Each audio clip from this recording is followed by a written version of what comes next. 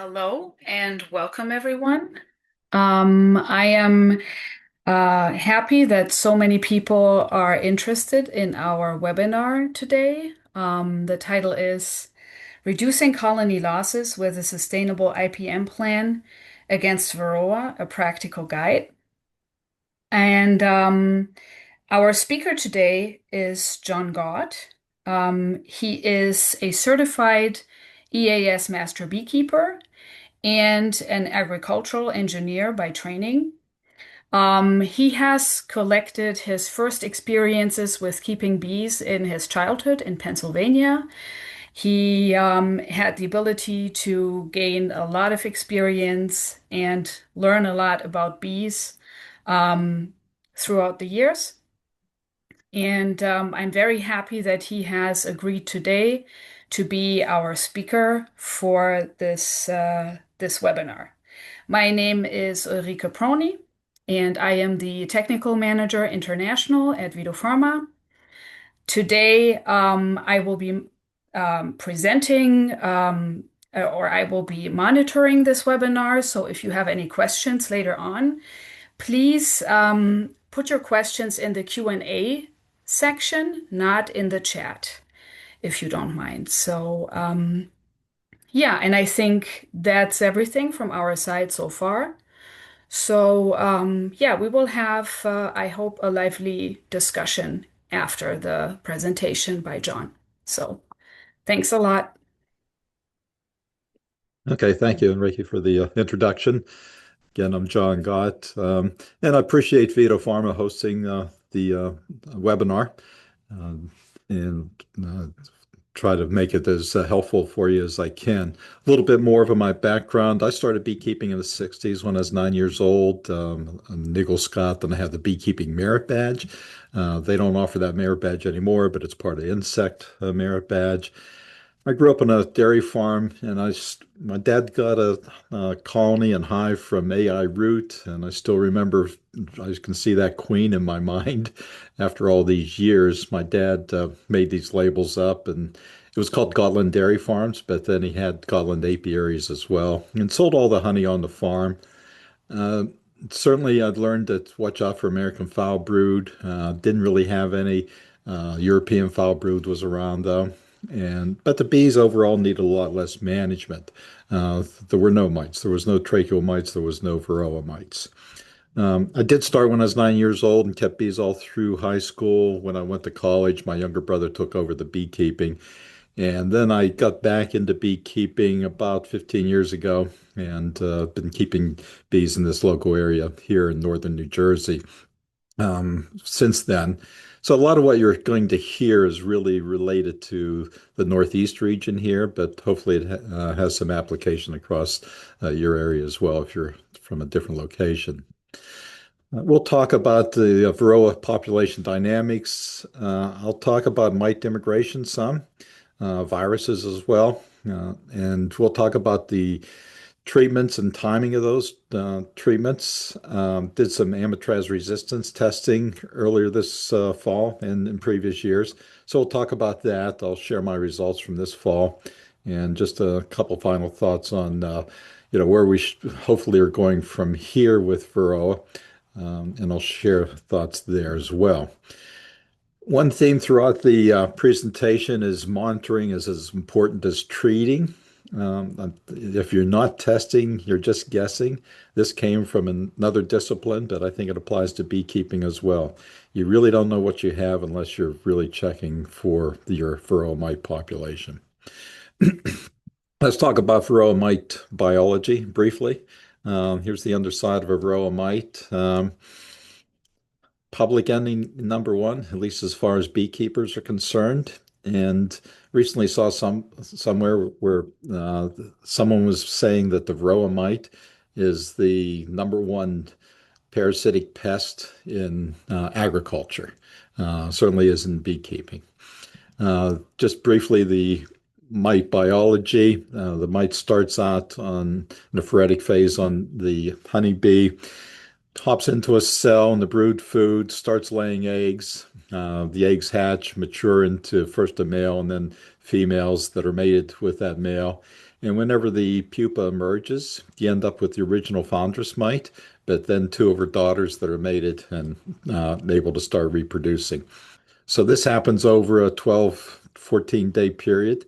Um, a little, 12 days if it's a worker, a little longer if it's a drone, but you might get more mites out if it's a drone as well. So you can see how the mite population grows exponentially whenever you've got a colony infested. This graph shows it a little bit more. In the early spring, you have the bee population building up. By midsummer, you have the peak population, maybe 50,000 bees or more.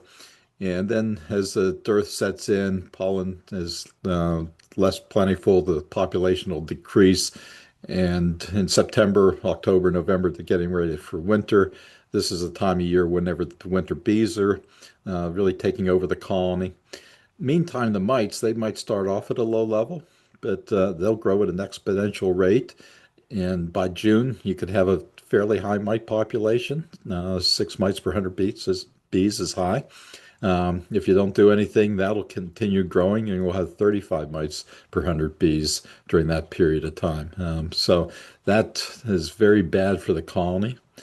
Oops, a little bit of analogy is I sometimes have beekeepers calling me in April and May, and they are doing alcohol washes, and they're pretty happy because they're not seeing any mites, and they think life is good and kind of relaxing on the beach, so to speak. Really don't do anything. But then in September, all of a sudden you have this tsunami of mites that show up and can wipe out the hive. So you really, even though things might be looking good, you got to be proactive and keep checking and treat as necessary. What really kills the colonies in the winter? Is it the mites? Um, it's really these things here. Everybody knows what these are now that we've had coronavirus for like 6 years, if my math is correct. These What really kills a colony in winter is a virus epidemic. There are multiple viruses that are occurring in colonies. Some of the most devastating are deformed wing virus, especially strain B.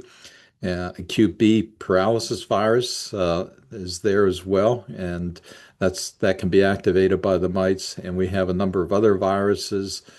The Israeli acute paralysis virus shows up, even though it's Israeli, it's here in the United States as well. Um, just these are the four top Varroa transmitted viruses, at least in the United States. Deformed wing virus, very deadly. It gets 5 stars for deadliness. The symptoms are shriveled wings and smaller abdomen, shortened abdomen, maybe crawling bees. Honestly, if you start seeing this symptom, the bees are already heavily infected with Varroa mite. Need to do something right away, or the colony will collapse soon thereafter. I've seen quite a few cases of beekeepers having acute bee paralysis virus. Sometimes they contact me thinking they might have had a pesticide kill because the colony population has diminished quite a bit. There's bees dead on the ground just outside the hive, maybe some crawling on the ground. But in closer inspection, oftentimes it's a acute bee paralysis virus because they're trembling as well. Kashmir bee virus and Israeli acute virus are also around. I recently had a honeybee health coalition did a survey of my bees, and they definitely found deformed wing virus. Didn't find any acute. Well, they found a little bit of acute, but no Kashmir or Israeli acute virus. But they have found that in my bees before. So, just in summary, the Varroa mite population growth, it's exponential in the spring. The virus has increased in the bees due to the mite parasitism. Interestingly, the deformed wing virus, the mites carry that. The foundress mites makes a feeding wound in the pupa, inject some of that virus. Then her daughters feed on that wound and pick up some of that virus as well. And then whenever those daughters emerge, they're already to infect the next pupa that they go into. So viruses are spread from mites into the brood. but they also can be spread bee to bee once the virus loads gets high. A lot of, at the same time, the honey super's on, is really this time that the mite population's exploding as well. And in my area, and I think a lot of areas, mite immigration is a significant problem, and you have collapsing colonies.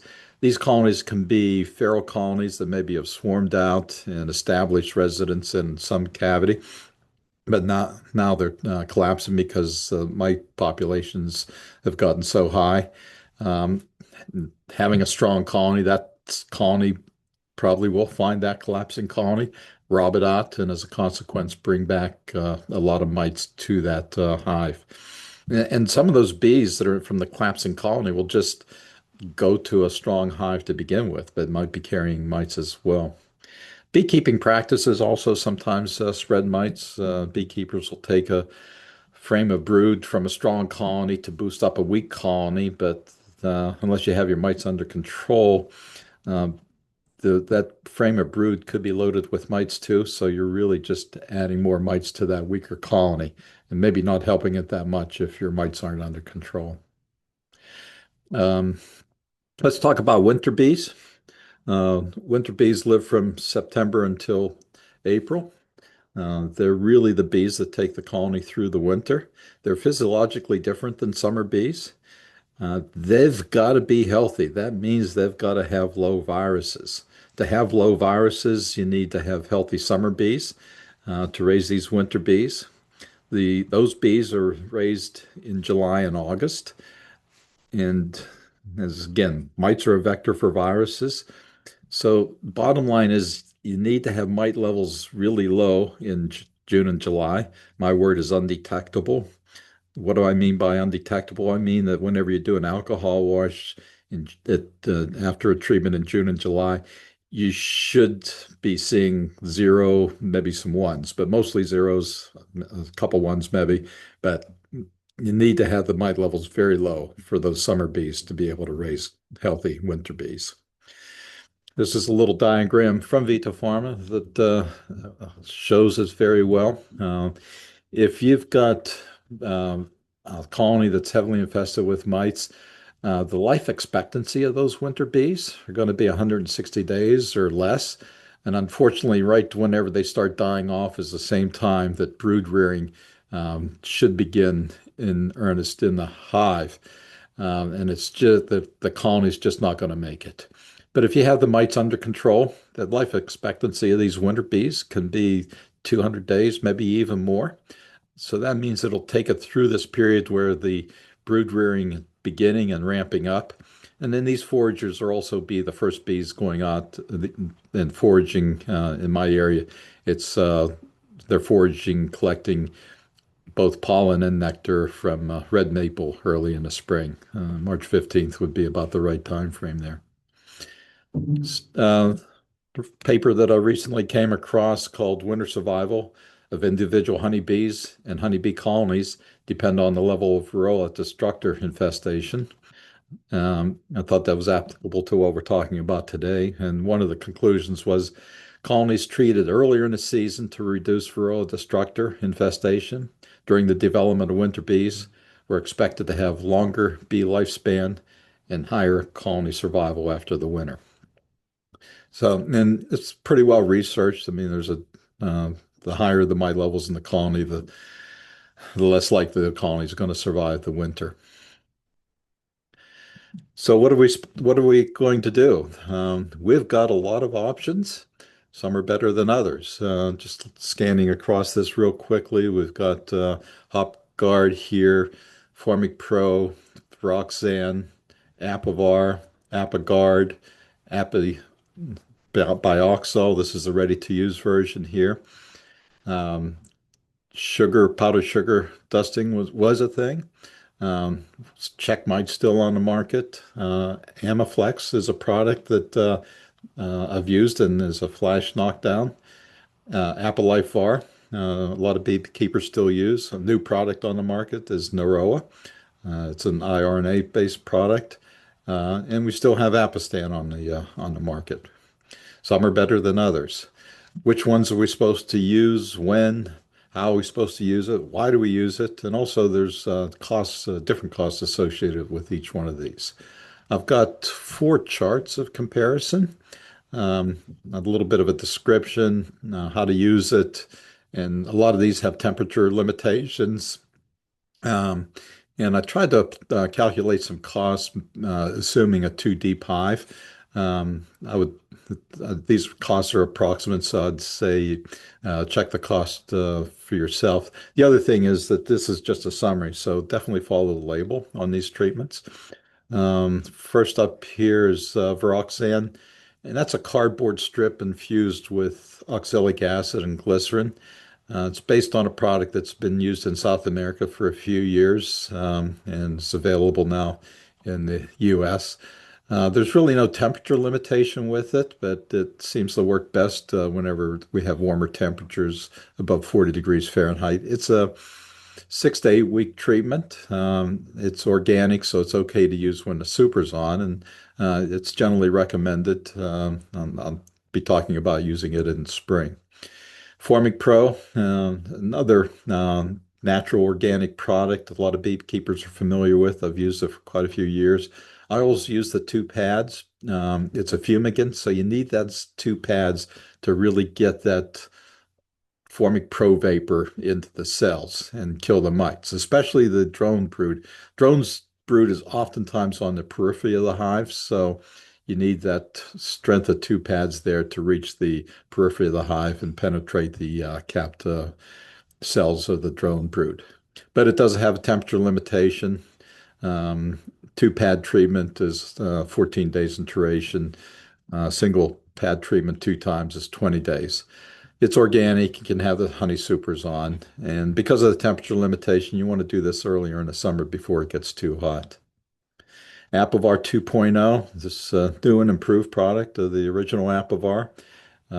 It contains Amitraz, a synthetic miticide. It's a contact miticide. There's really no temperature limitation. But again, it seems to work better at warmer temperatures, above 40 degrees. The new product now can be used up to 10 weeks, which I think is great because the longer it's in contact with the colony and the bees, the more effective it is. And it's advertised as being 95% plus effective, and I've seen that myself. It's recommended to use, and I'll talk about using it in the fall. Apibioxol and Easy Ox are two oxalic acids available. Um, they can be either used, Apibioxol can be mixed and used as a dribble, or both can be used vaporization. Um, there's really the best time to use the oxalic acid is whenever the colony is broodless, but it is relatively inexpensive. Amiflex is a flash knockdown using Amitraz as the active ingredient. I found it works very well. You no longer need to have a applicator license to buy the product, and shelf life has been extended to 3 years on it now. So, if you need it, I'd certainly say consider using it. It's relatively inexpensive. Apigard's a product that I had used quite a bit, but I found that some colonies really didn't like it. There'd be a lot of bearding outside with it. Some colonies would actually build propolis dams around the Apigard. It's got temperature limitations, but it's an organic option in the fall. Apiboxol, a relatively new product, should be available pretty much everywhere beginning of the year. It's a fairly strong organic acid, oxalic acid solution, 6.2%. It's in a glycerin solution. Some people mix this up themselves. It's kind of nice to have it already mixed up, ready to go. And a single dose in a broodless colony should be very effective. I'm planning on using this later next year during a broodless period, and it's not costly. Um, Apple Life Var, I used this some and really found the bees didn't like it at all. And while it was effective, it wasn't effective as some of the other options. And it seemed to me I was working against the bees with the Apple Life Var in there. HopGuard's a product that's based on um, hops beta acids, but it really works best whenever there's no brood or little brood, and probably have some other options for that. So that's why the conditional's on there. Varroa, it's a new product. I don't know anybody personally that's used it, but it's field tested. So we'll see how effective it is. Again, it's RNA interference, RNA based treatment, so you can't use it whenever there's honey supers on. It is expensive, at least at this time. Um, Apistan checkmite, not recommended at all for two reasons. One is that there's a lot of resistance in the mites built up with this over the years. And another very important reason is the residuals end up in the wax, and that has long-term consequences in the hive as well. Powdered sugar used to be a thing. It's not all that effective, a lot of work. So not really recommended.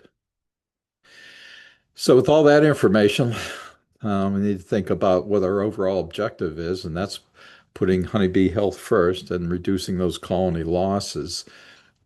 We need to have a sustainable Varroa management plan for that. So let's start building that plan. This is really based on four goals and the tactics to support those goals, and we'll end up with an annual plan. Um, so the four goals, first one's low mite management, low mite levels in the colony in early spring. And we want to raise healthy nurse bees in June and July because those are going to raise the healthy winter bees in September and October, November. And we want a sustainable plan that minimizes the risk of resistance. The first goal, low mite levels in the colony in early spring. That means we're going to start the colony build up with very low mite populations. Again, that means zero mites in an alcohol wash. That's ideal. I'd like to see no more than one. If I see more than one mite in the alcohol wash, definitely take note of that and follow up with more mite washes. Thing is, in the early spring, it's cold temperatures. The colony's often clustered, so some of these treatments are not going to be effective then.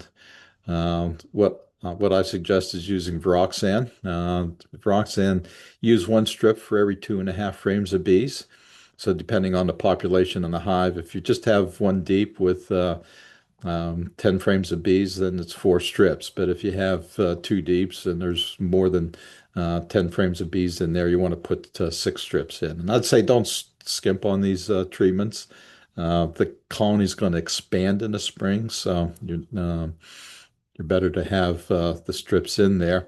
After about 4 weeks, if I only put four strips in, I'll be moving those strips to where the colony is. They might have moved because of food resources or brood, and I'll move the strips if necessary. And if I need to add more strips, I will. And then I'll remove the strips after the full 8 weeks.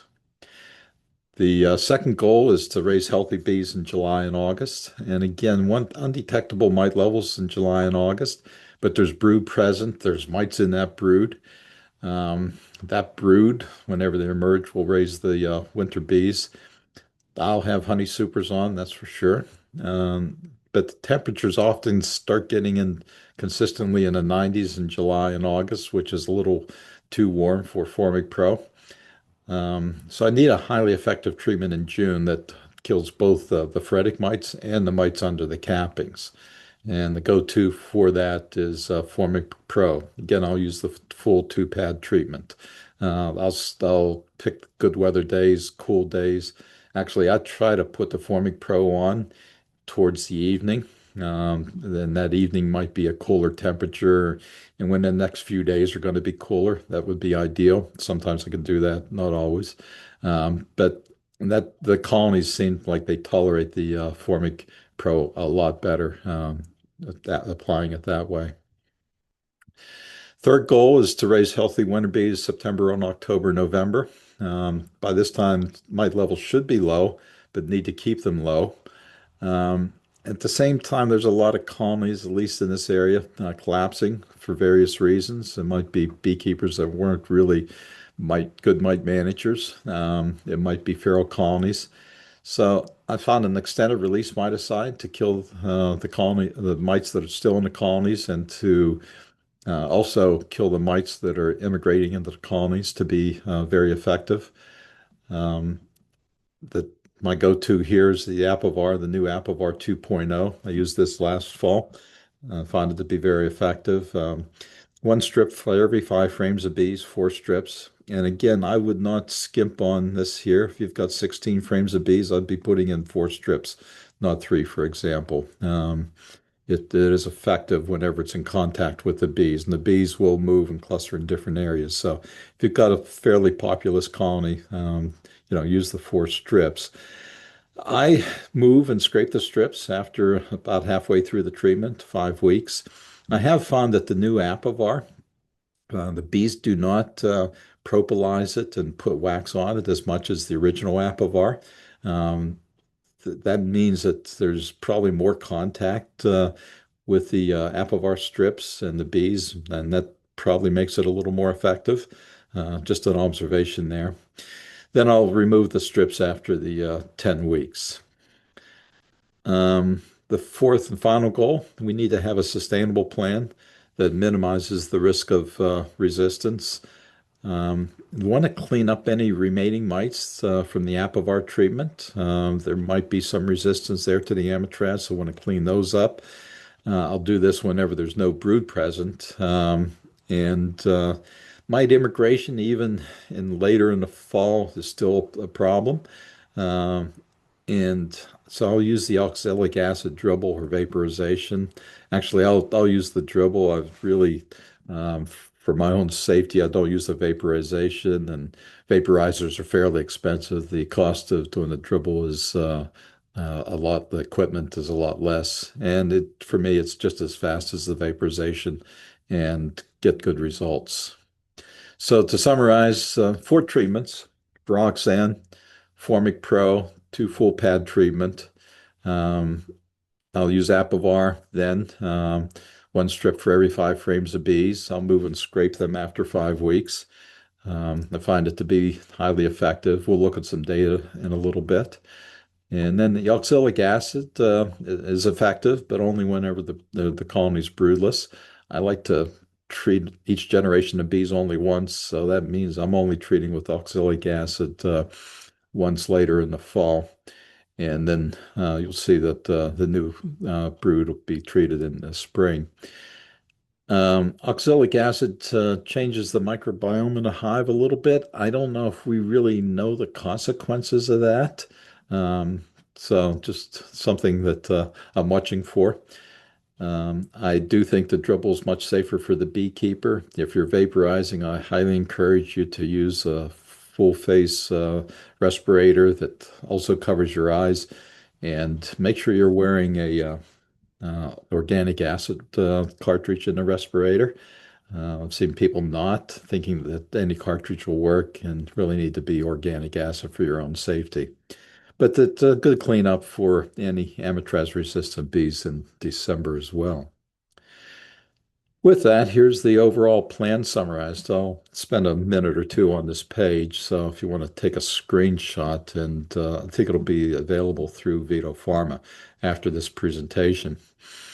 So the blue here is when I'm doing the alcohol washes, and if you scan down, you see I'm doing 7 alcohol washes throughout the year. I'll start in March, around mid-March, and here in this area, that's about when the bees are consistently flying every day. It's typically a little above 50 degrees for a couple hours during the day. And my rule of thumb is if the bees are flying, I'll open the colony and I can inspect.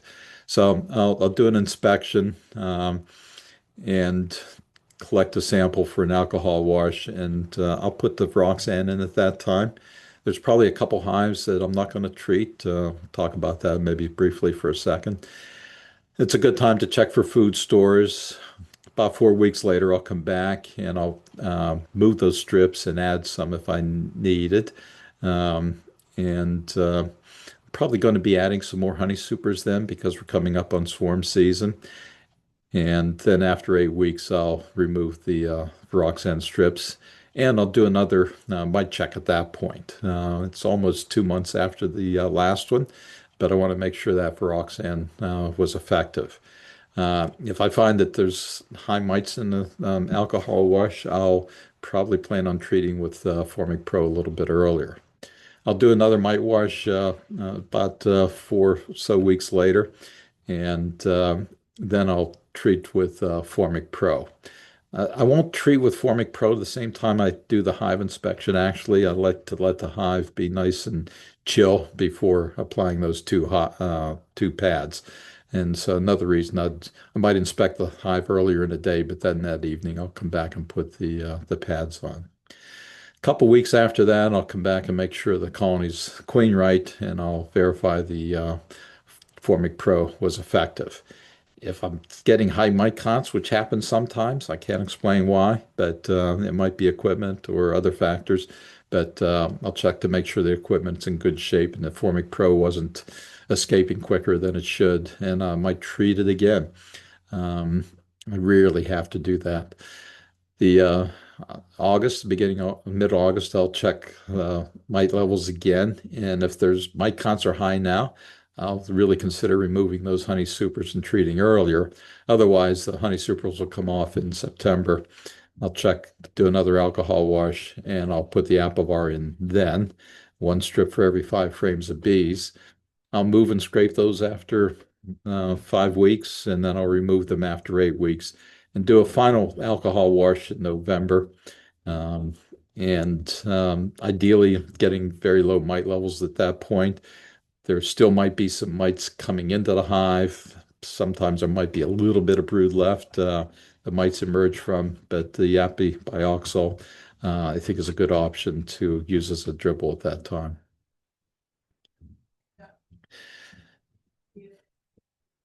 So this plan, it's just a plan. Definitely can be modified as needed based on mite counts, and there might be other factors as well. So overall, the mite management, it's a lot more than just killing mites. Testing is as important as treating, especially if you might have some colonies with genetics that are fighting the mite. You still need to test. The timing of the treatments in this plan is based on the population dynamics of both the Varroa mite and the colony. It's adjusted based on the monitoring results. In other words, if I see that I need to accelerate a treatment, certainly can, but I only know that because I'm testing. Um, Treatments are selected based on their effectiveness for that particular time of the year. Highly important that treatments are rotated. Um, let's take a look at this in Randy Oliver's mite management model. He's got an Excel-based model that I use a fair amount to help me determine what mite management plan might work. Um, it's available here in Scientific Beekeeping. If you Google Randy's Varroa model, will probably come up. So here's the plan with these 4 treatments. The first treatment's going in March and April, taken out in May, and that's the Viroxan. And it can be much better effective than 80%, but I'd like to be conservative in this plan. It's not going to be 90% in all the colonies. It might be 80% in some, so it's got 80% here. The next treatment's going to be Formic Pro, and again, a very effective treatment. Sometimes there's exceptions. Conservatively, I'm going to put it as 80%. The next treatment's going to be the Apivar 2.0, and that's an extended product. So I'll put it at, and the Apivar I've found really seems like it knocks the new improved version really knocks the mites down pretty quickly that are in the colony, and then extended out through the 10-week treatment period. So I've got it in here at 80% in 2 places because it's an extended release and extended treatment period. And then finally, the oxalic acid dribble in December. So with Randy's model, with a fairly high mite immigration level, you can build this in change it to what you think yours is in the model. If I start with 100 mites, I end up with 38. There's still mites in a colony, but at a very low level. So if you use Randy Oliver's mite model, by the way, I'd suggest, if you can, make a donation because I know he spent a lot of time and energy building this model. It's a model. It can help you predict what might happen, but again, it's just a model. So you need to monitor. Randy says it's easier and better to proactively keep mite levels low rather than trying to bring them down. And I see this over and over again. So my management, much more than just treating the colony and hoping for the best. Successful beekeepers do develop a solid understanding of the Varroa mite biology. We went through it pretty quickly. If you're not that familiar with it, it's worthwhile spending more time learning about it. You also need to understand the seasonal dynamics of both the honeybee populations that you have in your area and the mite population in the colony. Successful beekeepers anticipate the need of the colony by both planning and testing and treating during the year. Um, I my mantra is aggressively test and aggressively treat, and I've been successful with this paradigm. Um, I execute the plan based on the testing and any new information. I do keep good records so I can continue to improve the mite management plan. I've been publishing a plan for quite a few, well, I'm going to say more than 6 years, and every year it changes, and hopefully it gets a little better every year. But things change, so the plan changes. Developing good mite management skills is one of the most important beekeeping skills. Didn't used to be that way back in the 60s, but it is that way now. Good mite managers have strong colonies that survive the winter and are productive the following season. You've really got to be on top of swarm management if you're a good mite manager too. So Amitraz resistance, a lot. Every time you talk about treatments, Amitraz resistance comes up. But again, back to if you're not testing, you don't know, you're guessing, right? So of Dr. Frank Rekovic, USDA in Baton Rouge, he's been studying varroa mite resistance for, I'm going to guess, more than 7 years. Um, and he's some of his findings are that most mites, but not all, have genetic mutations that enable them to resist the Amitraz. It's found quite a bit in commercial operations, and that means that packages and nukes that you might get from commercial operations might have mites in it that are resistant. There is a wide range of resistance, but Apivar still remains an effective control when rotated. This is a quote out of one of his research papers that shows that Amitraz remains effective control product in many operations. And we'll take a look at what I found this fall in a minute. Um, Amitraz should be effective if rotated properly. That's a big if, right? You need to rotate. You can't just keep using Amitraz and expecting it to continue to work. Um, Resistance is accelerating in high use areas where there's a lot of Amitraz use and maybe no rotation. What are we supposed to do? We're just supposed to put Apivar in and hope for the best. Unfortunately, a failure is really not detected until 10 weeks later. And then it's too late. I mean, the colony's probably on the verge of collapse, and that's a costly mistake. You not only spend money on a Apivar, but more importantly is you lost a colony that, depending on where you are, could be, a couple $100. So we need a proactive approach. Um, you can do an Amitraz resistance testing on your own. I've been doing this for a few years. It's based on Frank Rekovic's protocol.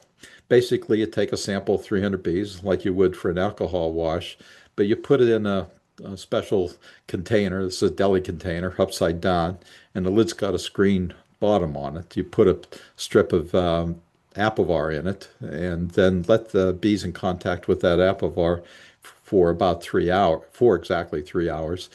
Then you count the mites that fall on a tray, and then you do an alcohol wash. You add those two together, you get the total number of mites. In this example, I'm saying 8 mites dropped on that tray, 2 mites were in the alcohol wash. So the Apivar in that case was 80%. Um, Apivar is considered effective if it's 70% or greater, but would be a control failure if it's less than 50%. And by spending a little bit of time testing, if the Apivar is going to be effective now instead of 10 weeks. Let's talk about that in a little bit more detail. Here's just some pictures. I think I was doing this test in early in the year. You put some Vaseline on a scale tray and put the deli container upside down. You can see the Apivar suspended in here. Since then, you can hot melt glue the Apivar to the bottom of the container. I've glued little clips at the bottom of the container that I can slip the Apivar in. So I reuse the containers over and over again over the years. Here's that container with 300 bees in it. The Apivar is up here. Bees are coming in good contact with it. The mites are paralyzed and then drop down through this screen. These clips on the bottom are just holding that screen off of the Vaseline sticky container. This looks like a very nice day to do Amitraz resistance testing in a commercial apiary. We did 4 apiaries in one morning. It took us about 2 hours to collect 10 samples from each one of the 4 apiaries. There was 5 of us working together. Here's the beekeeper. He's selected a frame that's good to use for the testing. It would be a frame like you'd use for alcohol wash, and made sure there's no queen on it. This is his wife. Here she's just collecting 300 bees and putting it in the containers for the test. This guy here, he must be supervising. No, that's me collecting data. I'm keeping track of the hive, and I'm also keeping track of the time as well for when the treatment started. Here's a little video of what the back of the van looked like after we collected 40 samples.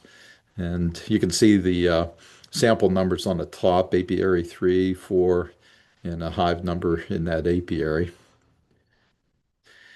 And so fifth beekeeper took this picture, and we had a little bit of time for lunch, so we went and ate lunch before the 3 hours was up.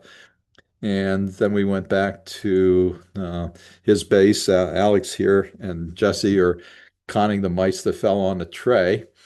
And once they're done counting, I record the data, and then I pour the bees in for an alcohol wash, and I'll do the alcohol wash then and count those bees. Meantime, they would be counting the bees that are coming out of the alcohol wash because half cup of bees should be about 300 bees, but to be accurate, need to count the bees. I have a mite washer that I use, which enables me to wash 6 samples at a time. There's other variations of this around that I found this to be very precise and accurate. So that speeds things up. So these are the containers that have been washed and ready to count bees on. Actually, counting the bees took the most time. Here's a more recent example, and I'm sorry I cut Alyssa's head off here in this picture.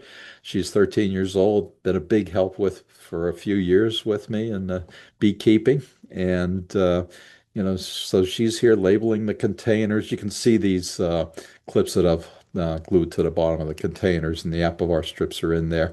And so she'll write down a hive number and a time that she'll scoop up the bees and put them in the container and then write down the times. So here's the containers from this apiary. Then we took them back to my house to do the analysis. A lot of data on this sheet. Did like 28 colonies on this particular sheet. Not all of them got alcohol or the Amitraz test though, but I wrote down the time that I started, what time it finished, the duration of that, and then how many mites fell in the tray versus the wash, and what the efficacy was. Here's a simplified version to take a look at. And it's kind of interesting on this apiary. Had 4 mites fall in a tray, 4 ended up in the alcohol wash, total of 8 mites. So that meant the Apivar strip during the test was only, the resistance test was only 50%. A little concerning, right? But then after 9, 10 weeks of the Apivar being in a hive, there was zero mites left, which meant the apple var was really 100% in that particular hive. Um, some of these colonies had pretty low mite counts. Some of them had pretty high mite counts. Here's one that had 15 mites in a tray. The apivar dropped all those mites in the tray whenever it's in the test container, so it was 100% effective. Still a high infestation rate. After treating for 10 weeks, it was two mites, which is less than 1%. So it's even high mite, and I can't explain why some of these have very low mite counts to begin with. There's a couple zeros here before the test and zero after. This queen will probably be selected to get the rural treatment to raise other queens from, by the way. I'll have to look at some other data related to her. But overall, very effective after treating for 9, 10 weeks. This location here is a few miles away from that first one, and not as much noise on this data. Here's a colony that had 23 mites total, 8% infestation, but after treatment, it was the efficacy was shown to be 91% during the test, which is a good sign. And after the treatment, really did not get any mites. So all these colonies, all 10 of these colonies here had low mites. This colony here, by the way, I had to look at the bottom. I had to do some work on the bottom board about 2 weeks after I put the apivar in. And I picked up the bottom deep off the bottom board, and that bottom board had a lot of mites on it. I'm going to guess the order of magnitude between 100 and 200 mites on that bottom board at that time. So it's kind of, again, observational, but the Apivar 2.0 seems like it really knocks the mites down pretty quickly. Um, this location here is about 5 miles away from the other two. And again, some mixed results here, some high infestation levels, 9%, 4%, but then after treatment, 0, 100%, and highly effective. This apiary is about 40, 50 miles north of the others that we just looked at. And again, some pretty high infestation rates here, some pretty low as well. Here's a colony that had 52, and it's like, boy, this is going to be a problem. The Apivar during the test, though, was highly effective. I mean, it dropped 51 mites in that tray, and then in the alcohol wash, there was only one left. So that was like showing it's going to be predicting it's going to be very effective at 98%. And sure enough, it was. It was 100% effective. Actually, all these colonies here in this apiary really cleaned up pretty nicely with the Apivar 2.0. So yeah, resistance is around, but fortunately, I'm not seeing resistance in my colonies.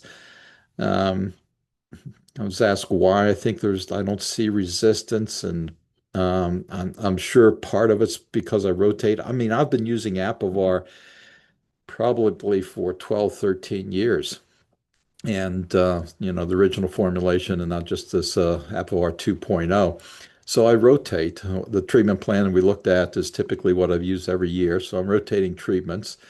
I also really tend not to bring bees into my operation. My bees are, because mite levels are low, I have more bees than I know what to do with. So I'm not bringing in packages and I'm not bringing in nukes. I was joking that I have a one-way sign on my apiaries that bees can only go out, none can come in. And that's good for what I can control, but there's still probably some mite immigration problems. They're flying in even though they didn't read the one-way sign. So point is that if you rotate, Apivar still continues to be a good treatment, a very highly effective treatment. This is just a quick summary. The orange bars here are the mite counts before, and there's that 52, and there's no bar down here because of zero mites. The other gray bars are what the mite levels were, and as you look across the board, it was 1% or less, a lot of zeros all through there. So bottom line is I tested 32 colonies, treated 41, and I found high effectiveness in all the colonies. Again, I find Apivar 2.0 to be effective if you rotate with other treatments. Um, Just some quick additional thoughts. I mean, there's multiple families of mites in a colony. So foundress mites, she might be resistant. Some may not, but any daughters that she has will probably be resistant too. Nukes and packages from colonies with resistance mites bring more resistant mites into your operation and areas. So I'd highly encourage you to, if you're buying nukes or packages, to try to understand how those bees were being treated before. And packages, you can treat them with oxalic acid spray or dribble whenever you first get them to reduce the mites in them.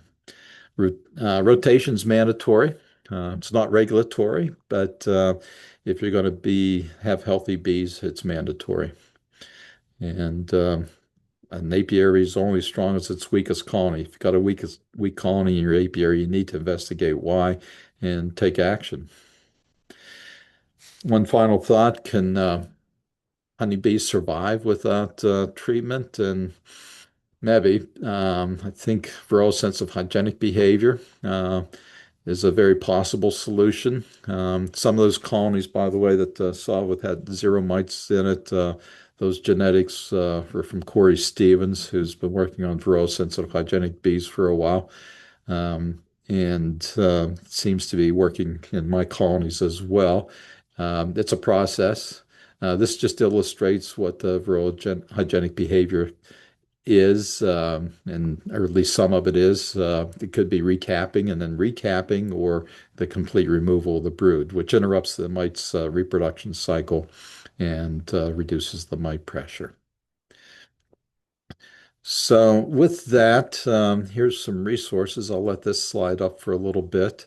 The Honey Bee Health Coalition is updating this manual, and their thresholds for mites are coming down, probably down to closer to what I was talking about in this presentation. Uh, the Bee Health Extension has a lot more information about viruses, if you like to know. Véto-pharma has a good video on how to use Apivar 2.0. They also have a good mite management guide. If you want to have a more organic approach, this is a good program from Penn State Extension. It's been researched. Um, if Here's Frank Rakovic's contact information. If you'd like to do your own Amitraz resistance testing, contact him, and he might be able to send you the supplies that you need to do the testing, those containers and everything. And if you send him the mites back, ideally he'd be able to test those for genetics. Frank's always looking for mites, so if you have some mites, he'd be glad to take them. And here's this website for Corey Stevens. So visit the website and you can find out more information about his Varroa sensitive hygienic bees there. With that, I'll take some questions if there are any. There's my email address also, by the way. Thank you, John, for your presentation. Thanks a lot. I think it was very clear, and you highlighted a lot of different aspects there around Varroa management. So, what I would like to do is I would like to move to the questions and answers to maybe pick out some questions. Um, so, one of the questions here, let's start at the beginning, is oh, somebody is mentioning the model of Randy Oliver about mite growth. Steve is mentioning the model and saying, kind of quoting your sentence from the beginning, mite growth is shown to be exponential in the spring, and mentioning this is not completely on par with the model. Well, I mean, I don't know how you see it, John. I think it's a little the mite growth just comes a little later than the growth of the bee population. So of course it's not, the same type of exponential growth that you see in the bee population in spring, but it's just a little bit delayed. Yeah, and again, it's a model. So, and we're all familiar with different models predicting the future, and it's Some are better than others, but I find Randy's model to be helpful, at least to start seeing what works and what doesn't work. We're familiar with here on the East Coast of the United States, hurricane models, right? Predicting which way the hurricane's going to go. So it's pretty hard to do to model something, especially whenever you're looking at different areas and everything. So yeah, I don't know of any model that's perfect, but I do think that Randy's model's a good place to start. So, one question here from Vladimir is Varoxan apparently is not good at knocking down mite levels, unlike Formic Pro, which knocks down mite levels well. So, why not use Formic Pro first in spring for a quick knockdown and then Varoxan to keep mite levels low? What was the second part of the question? What about So, why not use Formic Pro first in spring for a quick knockdown and then after that Varoxan to keep mite levels yeah? low?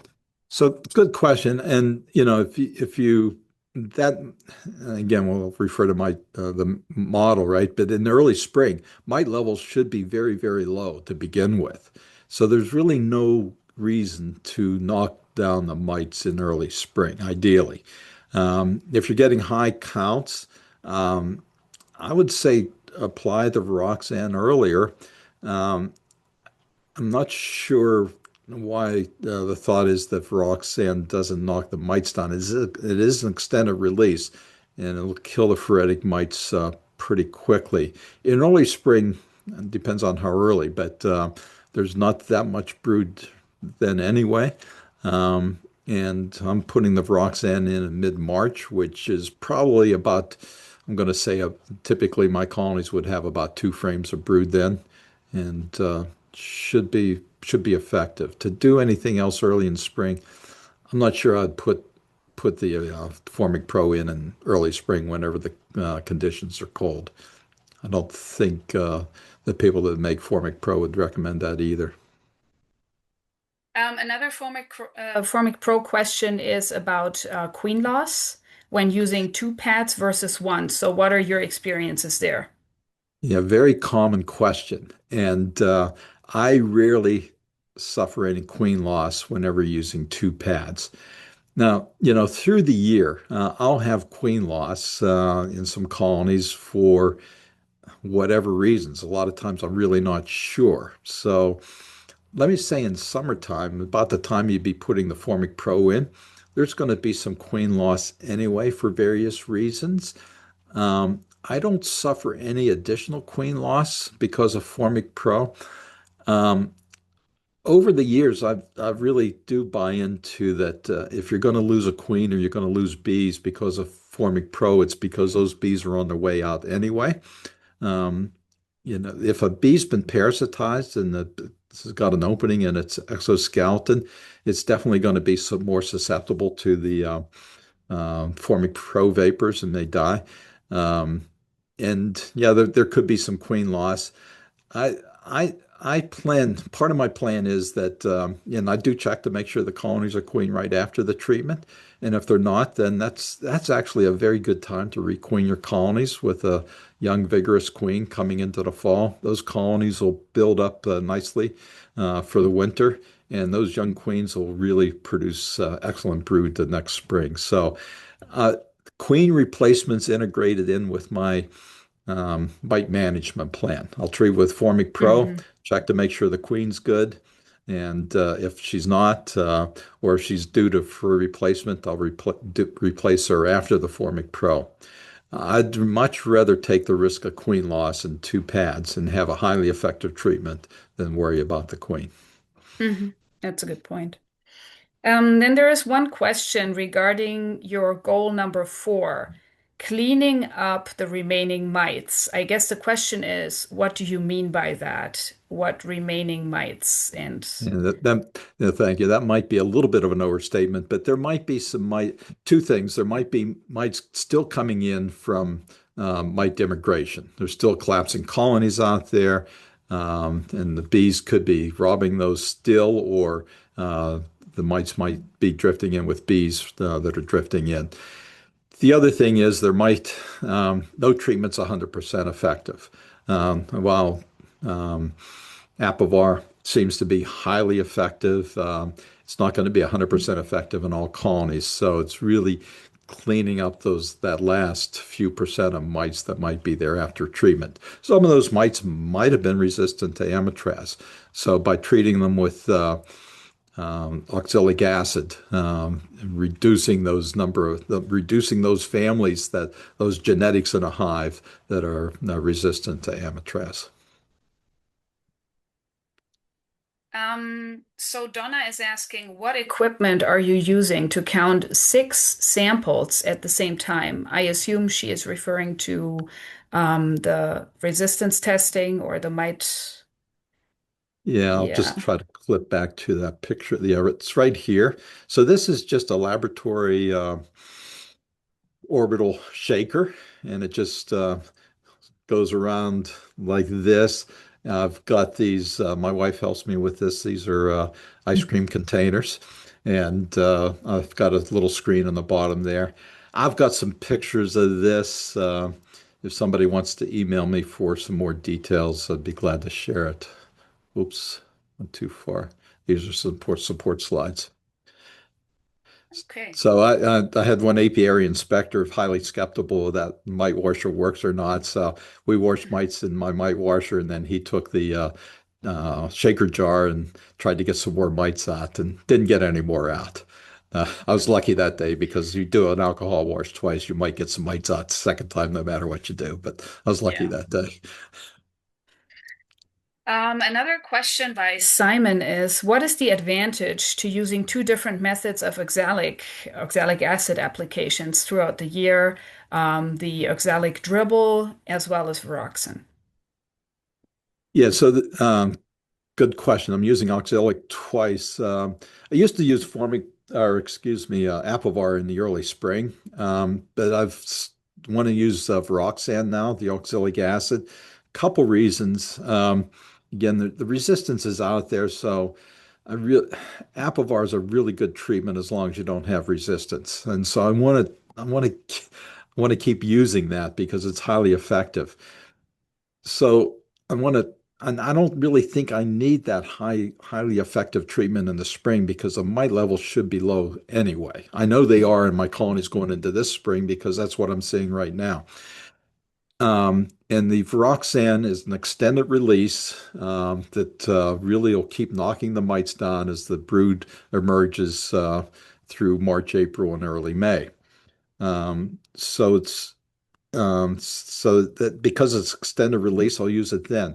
And then the oxalic acid at the end of the year, it's cold. I don't want to be in a hive too long. I can do a dribble in a hive in less than a minute kind of thing and knock down the rest of those mites. Another thing is, I raise queens and so forth. So you do have some residual apivar in a hive. So it's not a big problem, but just avoiding any problem by not using it in the spring. Okay, we've received a couple of questions about alcohol wash versus soapy water. Here is one question, but also alcohol wash versus sugar roll. What are your experiences with regards to the precision and maybe other Sure. experiences regarding the Yeah. different monitoring methods? Okay. Sure. Good question. Years ago, I mean, people used to monitor mites on the bottom board, right? IPM board. Used a sugar shake and an alcohol wash. So I remember one spring I said, okay, I'm going to do a comparison. I'm going to put the sticky board in. I'm going to monitor mites there. Did sugar shake and did an alcohol wash.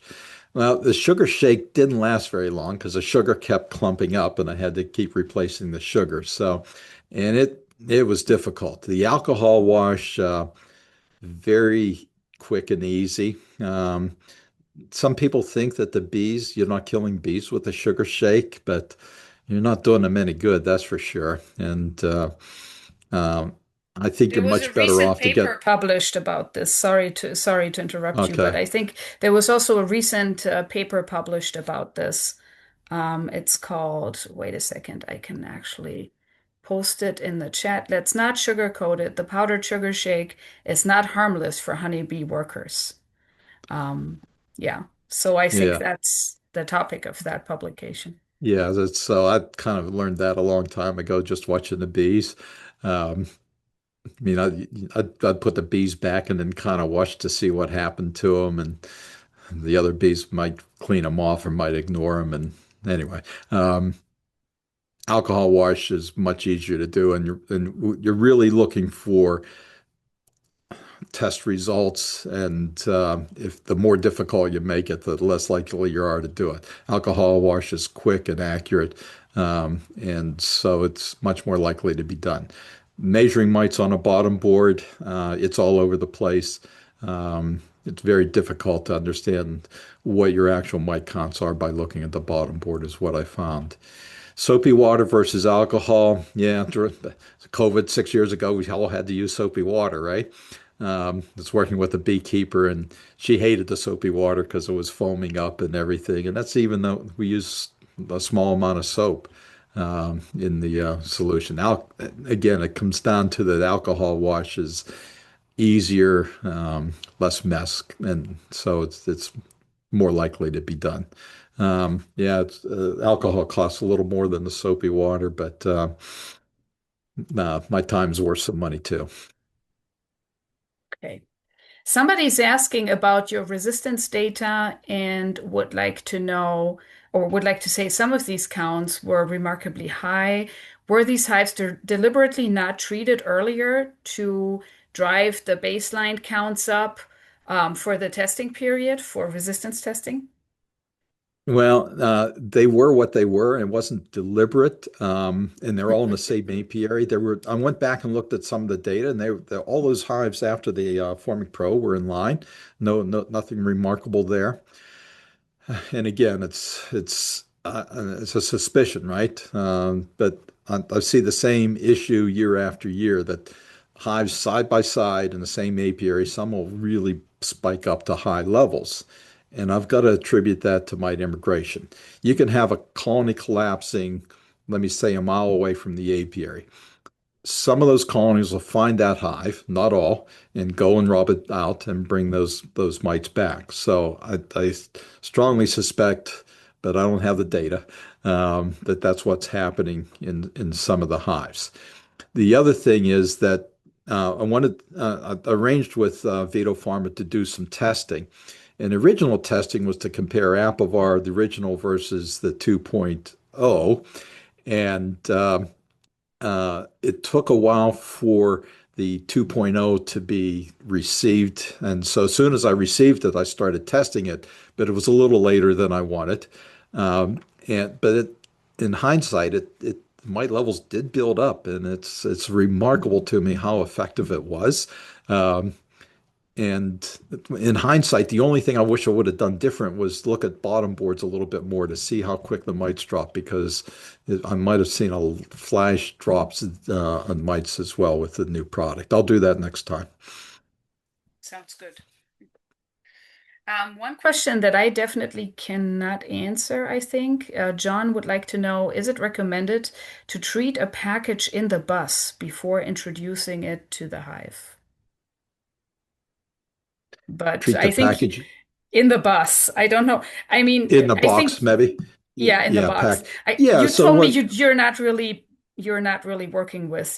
buying packages, is what you told No, me before but um, and I do encourage people to buy nukes instead of packages to just get started quicker. But a lot of people do buy packages for various reasons. Mhm. And so the common treatment for a package is to spray a solution of oxalic acid on that package while it's still in a screened box. And again, that's one of the things that are on the label for oxalic acid, like apibioxol. So, you can take a look at the instructions there, and there's also instructions on the website for treating a package with oxalic acid. Another question is, can Varroa develop resistance to oxalic acid? As far as I know, that is being investigated time and again. There are some studies out there, some publications out there that have dealt with this question, but as far as I know, um, it hasn't really been found yet. I mean, there's not really hard evidence that there is resistance to oxalic acid. I don't know if you have different information, John. That's the information I have. That Yeah. fortunately there's not resistant yet, but it could develop, and if it does, that'd be a real big problem. But so fortunately it doesn't, and I think rotating treatments would help minimize any resistance that might develop there as well. Same thing for Formic Pro using formic acid or thymol products. Yeah. Have you been able to compare the effectiveness of oxalic acid dribble versus vaporization? I haven't, but other people have, and uh, there's different opinions about it, and um, it seems like the dribble is as effective as the vapor. Now, there's a lot of variables in both, but in vapor, there are more variables than dribble, I think, because if you just like if you're putting the vaporization in and it's up against a frame or whatever, it's not going to be distributed as much. I find that dribble is highly effective for me. Get good results. And again, I worked in industry and I've saw some pretty bad accidents with organic acid fumes, and maybe that weighs heavily on my mind. So I really what I don't for me I don't want to vaporize, and that's why I'm encouraging people if you do to really protect yourself. With the dribble, yeah, you need to wear gloves, you need to wear eye protection. It's a lot less hazardous. One question here is, could you avoid testing or monitoring with alcohol wash and just treat regularly to always keep your mites levels low without ever having to monitor? Um, a lot of people would like to think that, but if you're not testing, you just don't know. You know, like I emphasize in my treatment plan that okay, if you test and your mite levels start getting higher, then you need to take action. Just not wait until the date that I happen to have on that treatment plan. The ramification is if you don't test and your mite levels start getting high, then it's very, very difficult to bring them back down. And then it doesn't take a whole lot of time to do alcohol washes. I've got 7 on my plan. I gotta if I'm working by myself or if I have somebody working with me, it really doesn't seem like it takes any more time to do alcohol washes. I'm going through a colony, and okay, I can go through a colony fairly quickly. If I find a frame and the queen's on it, I'll put that back in a colony, and the next frame over is going to get shaken for a bee sample. And I'll take that sample and I'll just set it aside, finish what I'm doing on the colony, and then come back and do the alcohol wash later. Um, you know, you a lot of beekeepers that have a lot of colonies take the sample like that, set it aside, and then they may go home and do the alcohol wash. It doesn't have to be done right away. You don't have to stand there in the bee yard shaking mites out of bees. So it really doesn't take any time, and it's really valuable data. Um, Somebody would like to know regarding monitoring. For an apiary of 10 hives, is testing all 10 mandatory, or can sampling a subset be enough for Oh, management? So it's a that's a very question I common haven't. question too. Yeah, I haven't gotten it in a while because people know that I advocate testing every hive. And again, Yeah. Oh, it's okay. quick and easy. And again, just so think back to those. Um, let me go back to, sorry, let me find it. Um, I'll go back to one of the slides that I have to talk about the example. Sorry, I'll find it.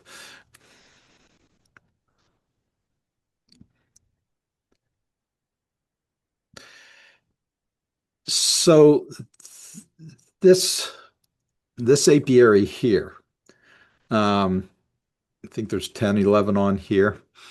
Which ones would be you sample to test, right? Let's say you pick three.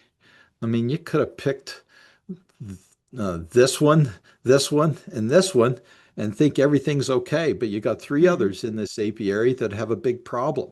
You might have said, well, my mite levels are like 1% or less. I'm not going to do anything.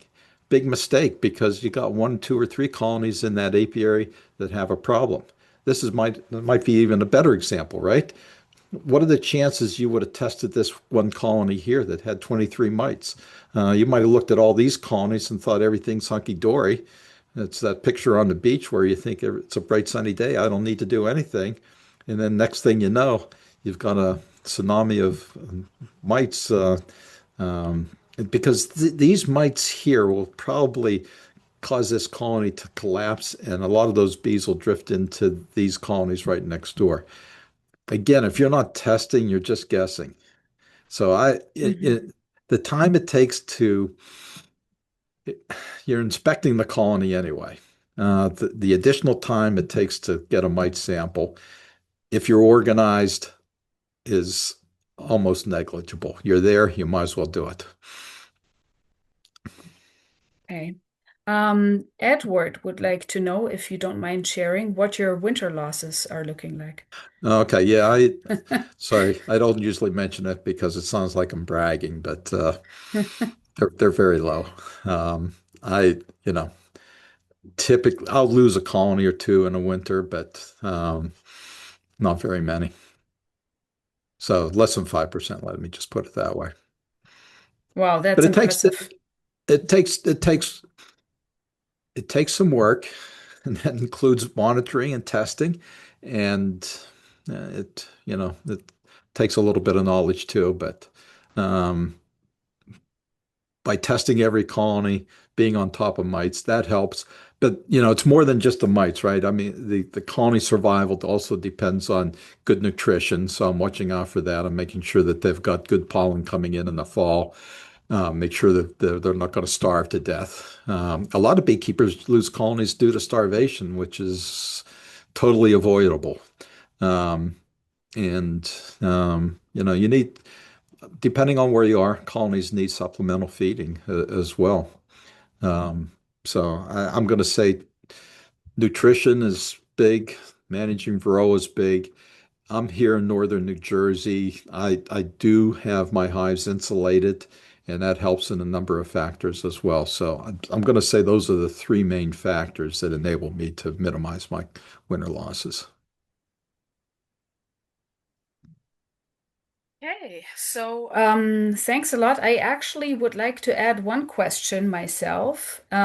You mentioned in your presentation that you have used Apiver for quite some time, that is since 2012. So, what do you think is the main factor of why you are not seeing any resistance issues so far? Can you maybe clarify that and, well, Sure, just I think two things, right?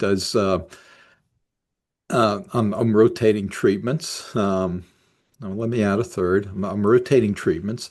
I'm testing frequently. So if I saw where Apivar wasn't being effective, I'd start knowing I had a problem quickly. And if I had colonies where Apivar wasn't being effective, I might double down on some other treatments, organic treatments with that colony or that yard to minimize the resistance buildup there.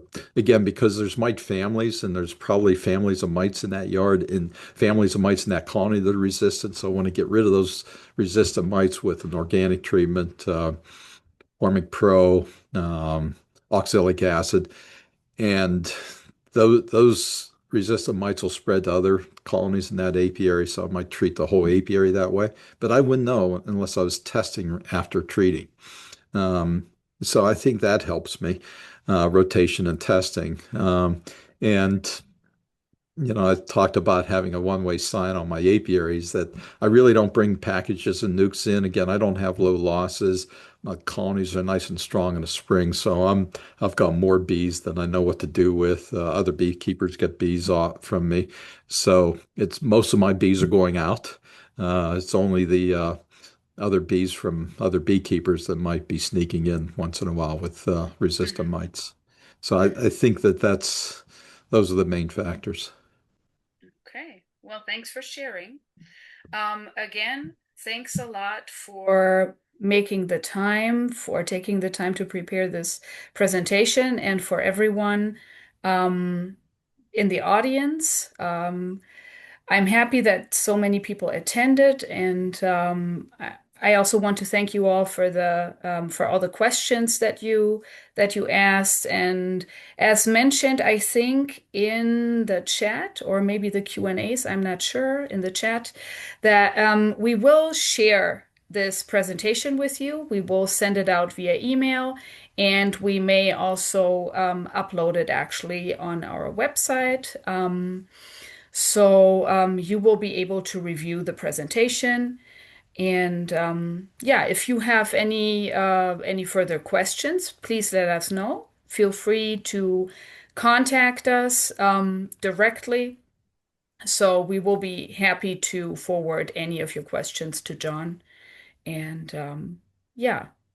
Maybe one more comment from my side regarding the new and the old products, just for your information.